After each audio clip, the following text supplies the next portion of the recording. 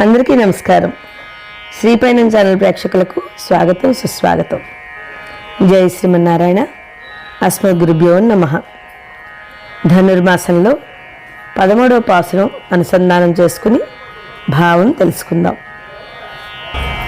புள்ளின்வாய் கீண்டானை பொல்லாவரக்கனை கள்ளக்கிழந்தானை கீர்த்திமை பாடிப்போய் பிள்ளைகள் எல்லாரும் பாவை கடம் பொக்கார் வெள்ளியதொன்னு மிராதி முறங்கித்து பொள்ளும் சிலம்பனிகால் போதரக் கண்ணினாய் கொள்ளக்குளிர குடைந்து நீராடாதே பள்ளி கிடத்தையோ பாவாய் நீ நன்னாளால் కళ్ళంత విరిందు కలందు ఏలోరన్ పావాయ్.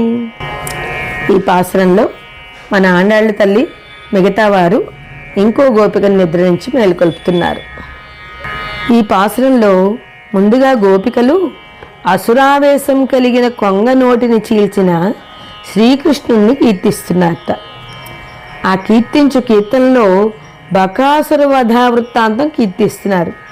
నీటి ఒడ్డున ఆహారమునకై నిశ్చలంగా కూర్చుని ఉన్న కొంగను అసురుడు ఆవహించాడట.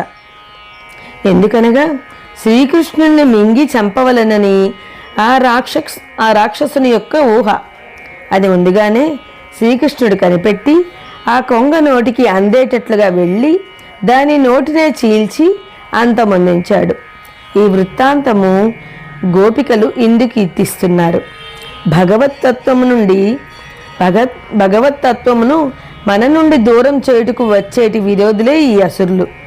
మనము చేయవలసింది ఒక్కటే, నీవే ఈ కర్మములు తొలగించు స్వామి అనుకొనుటియే. ఈ రకంగా కీర్తించిన పిమ్మట రావణ వధ వృత్తాంతం కీర్తిస్తున్నారు మనవారు. శ్రీకృష్ణుణ్ణి శ్రీరామచంద్రుణ్ణి కూడా కీర్తించడానికి మన గోపికలు నిర్ణయించుకున్నారు. కావున తమకై సన్నిహితమైన కృష్ణగానం ముందుగా కీర్తించి తర్వాత రాముని వృత్తాంతమును కీర్తిస్తున్నారు.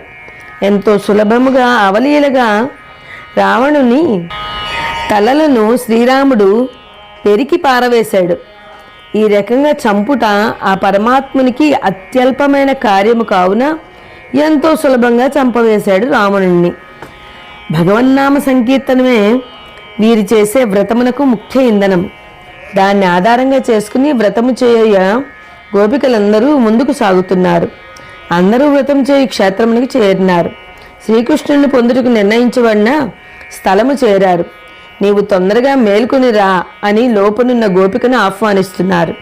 ఈ గోపికలందరూ కృష్ణుణ్ణి కలవాలనే ఆతృత వలన ఆగలేక తెల్లవారక మునిపే బయలుదేరి పోతున్నారు ప్రతిరోజు.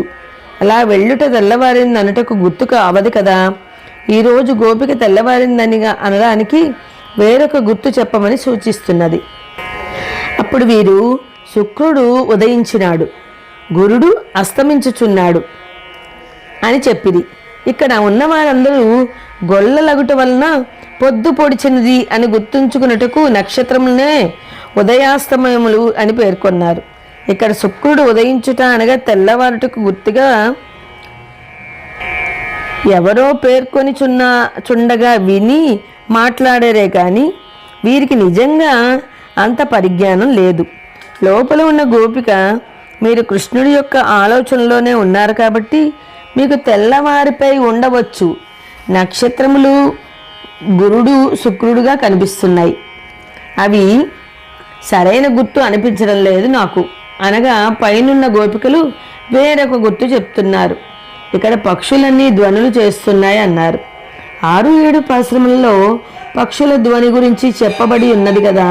మరలా ఈ పాశ్రంలో పక్షుల గురించి చర్చించబడింది. పక్షులన్నీ మేల్కొని సందడి చేస్తూ ఒకదాన్ని ఒకటి విడిచి ఉండలేక మాట్లాడుకునే మాటల సందడే అది. నీవు ఒక్కత్వే ఏకాంతంగా మాట్లాడక పడుకుని ఉన్నావు. ఆ రకంగా ఉండటం న్యాయం కాదు తల్లి అని అన్నారు. ఆమె వీరి మాటలు లెక్క చేయక పడుకుని ఉన్నది. శ్రీకృష్ణుడు మనము కలిసిమెలిసి ఉండుటకు అనువైన ఈ శుభదినమందు నీ ఒక్కత్వే ఒంటరిగా నిద్రపోయినట్లు నటిస్తూ శ్రీకృష్ణ గుణములను స్మరిస్తున్నట్టు కపటం మానుకొని లేయమ్మా అని తామర పువ్వుల వలె లేడి కళ్ళను కలిగిన ఓ చిన్నదాన చల్లగా చల్లబడుటకు మునిగి స్నానమాడక పాన్పుపై పడుకుని ఉంటావా అన్నారు. కృష్ణుని యొక్క ఎడబాటు చేయగలిగిన తాపము తగ్గే విధంగా స్నానమాడవా ఏమి? తొందరగా లేచి మాతో కూడి కృష్ణానుభవం పొందుము, ఇదే నీకు ధర్మము, లేచిరా తల్లి అని పిలుస్తున్నారు మనవారు. ఈ పాసురంలో గోపవేషధారి అయిన ఆళ్వారు పెరియాళ్వారు. ఈయనకు భట్టనాథులు, విష్ణు చిత్తులు అని పేర్లున్నాయి. మన ఆండాళ్ళ తల్లి యొక్క తండ్రి శ్రీ భట్టనాథులే. వీరు శ్రీ విల్లిపుత్తూరులో వటపత్ర సాయికి పుష్పమాలను సమర్పించేవారు. ఈ పాసురంలో సన్నివేశం బట్టి సంబోధనను బట్టి పెరియాళ్వారు ఈ పాసురం చెప్పి ఉన్నారు. ఆండాళ్ దివ్య తిరువడిగలే శరణం.